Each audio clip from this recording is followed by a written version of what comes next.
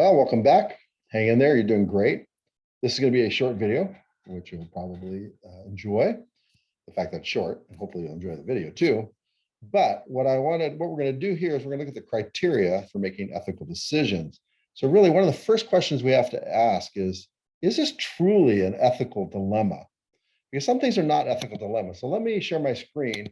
And that is going to be the topic of our time today is what is an ethical dilemma?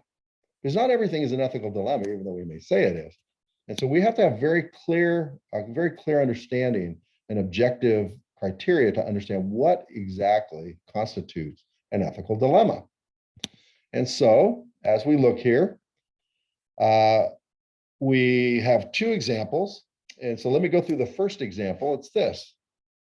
Do I lie so I won't get in trouble? Or do I tell the truth and suffer the consequences? Now, is that an ethical dilemma? What would you say? Why would you say it is an ethical dilemma? Or why would you say it's not an ethical dilemma? Let me give you a second example, and then we'll look at the two examples again. The second example is, do I lie to save a life?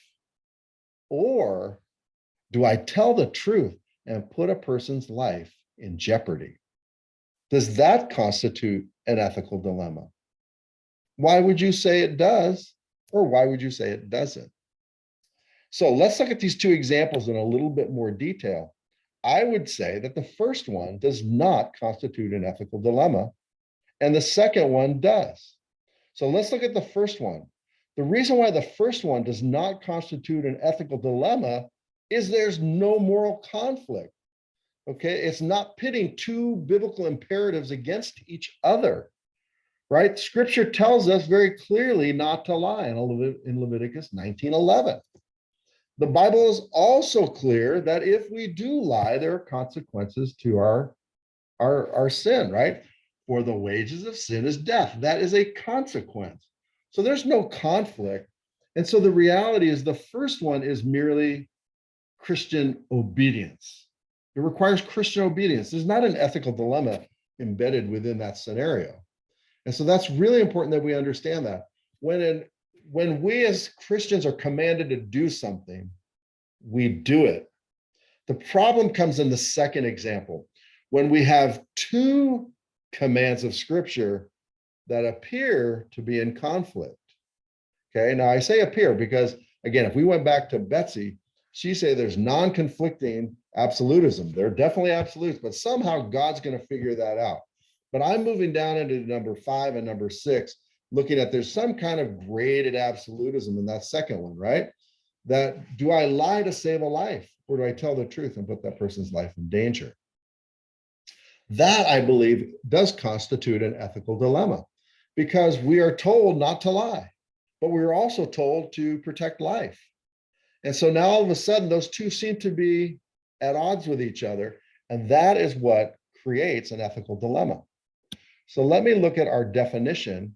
And you'll need to have this in mind as you're thinking through your own project and as you're selecting an ethical dilemma, or actually you're going to select 3 ethical dilemmas. So we're going to keep this definition in mind. Therefore, an ethical dilemma is a decision-making problem between two possible moral imperatives, meaning that God has commanded both in Scripture. Do not lie, do not kill. Okay, neither of which is unambiguously acceptable nor preferable, right? So we're looking and we're saying, well, gosh, I don't want to lie, and I definitely don't want to kill. And so what's the right answer? Well, the ethical dilemma arises out of the situational conflict, that those two moral imperatives, those two imperatives from God, seem to be in conflict, and obeying one would result in transgressing the other. And that's really key. You have two moral absolutes. Do not lie, do not kill. And in a situation where the temp booms, where they're hiding people, or if you had somebody in your home and the person said, I want that person, and if you don't give that person to me, then I'm going to kill your child. What do? You say, well, the person's not here, or well, here's the person, and then you know they're going to get killed. And so there's these two imperatives. I don't want to lie, but I don't want that person to die. So what do? That's where the ethical dilemma arises out of a situational conflict. That's the situation in which obeying one would result in transgressing the other. If I lie to protect the life, then I have to lie. If I don't lie, then I'm not protecting the life, and that person's going to die. And that is what constitutes an ethical dilemma. I hope this was helpful.